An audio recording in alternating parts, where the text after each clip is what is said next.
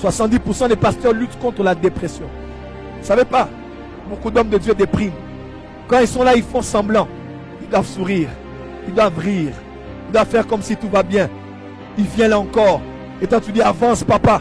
Oh, avance prophète. Daddy, c'est bien. Prêche encore. Daddy, essuie-toi. Daddy, tu fais bien les choses. Mais des fois, quand tu rentres dans ta chambre, tu es seul. Tu n'as personne avec qui rire. Personne avec qui parler. Et tu déprimes. Et à peine tu veux dormir, quand on voit un screenshot de quelqu'un qui t'insulte, de quelqu'un avec qui tu étais la semaine dernière, qui a parlé mal de toi. Frère, vous ne savez pas ce que vivent les pasteurs. 97% des pasteurs ont été trahis, faussement accusés ou blessés par leurs plus proches collaborateurs. Combien nous ici, nous avons des fils qui nous ont trahis. Des fils qui ont pris des fidèles chez nous et sont allés commencer avec eux des églises. Des fils qui disent Daddy quand tu reviens à la une, mais en secret qui t'insultent, qui te critiquent. Et Catherine Kuhlman n'est pas morte que parce qu'elle travaille beaucoup, mais parce que beaucoup de gens avaient quitté Catherine Kuhlman à la fin de sa vie. Et ça, c'est Bénin qui en parle en France. 7000 églises ferment chaque année. 1500 pasteurs démissionnent chaque mois. Mais certains, ils sont encore là en train de travailler. 80% des pasteurs se sentent découragés. Combien ils sont face au découragement? Je suis fatigué. Nous, on voit des pasteurs qui viennent. Des fois, on ne vous dit toujours pas. Mais quand on se voit entre nous, man, I'm tired. I'm exhausted. Je suis fatigué. J'ai envie de laisser le ministère.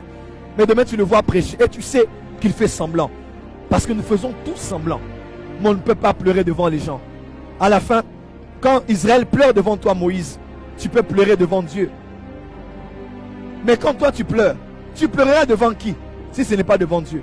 À la fin, tout leader est un homme seul. Et il n'a personne autour de lui. Des fois, même pas son conjoint ou bien sa conjointe. 70% des foyers des pasteurs sont au bord du divorce à cause du poids du ministère. La femme aime Dieu, la femme aime son homme, mais c'est juste trop. Pas le temps pour les enfants, pas le temps pour la femme. J'aime Dieu, mais je ne peux plus supporter ça. Et l'homme est tellement donné dans le ministère, ou la femme est tellement à fond, ou bien ils sont tellement à fond dans le ministère, ils n'ont même plus le temps de revenir et d'avoir le temps pour eux-mêmes parce que vous ne leur donnez même pas le temps. 68% des pasteurs n'ont pas de meilleurs amis. Toi, tu as ta meilleure amie. Aujourd'hui, nous, on n'a même plus de meilleurs amis. Tu sais pourquoi? Tu ne sais pas à qui tu vas parler. Le prophète William Marion Branham avait un ami païen. Quand il allait faire des miracles partout, faire des lignes de guérison, il rentrait chez un ami païen avec qui il riait et il blaguait.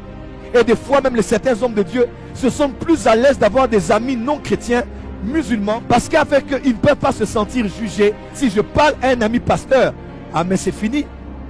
Jacques a dit confessez-vous les péchés les uns les autres. Mais c'est bon pour la Bible, hein? Mais en réalité, tu ne peux pas te confier.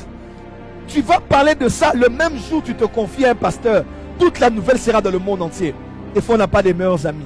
Je vous parle de cœur à cœur aujourd'hui. Beaucoup d'hommes de Dieu meurent de chagrin, de manque d'affection, de manque de soutien, de manque de compréhension. Tu vas t'expliquer devant qui? Et tu meurs.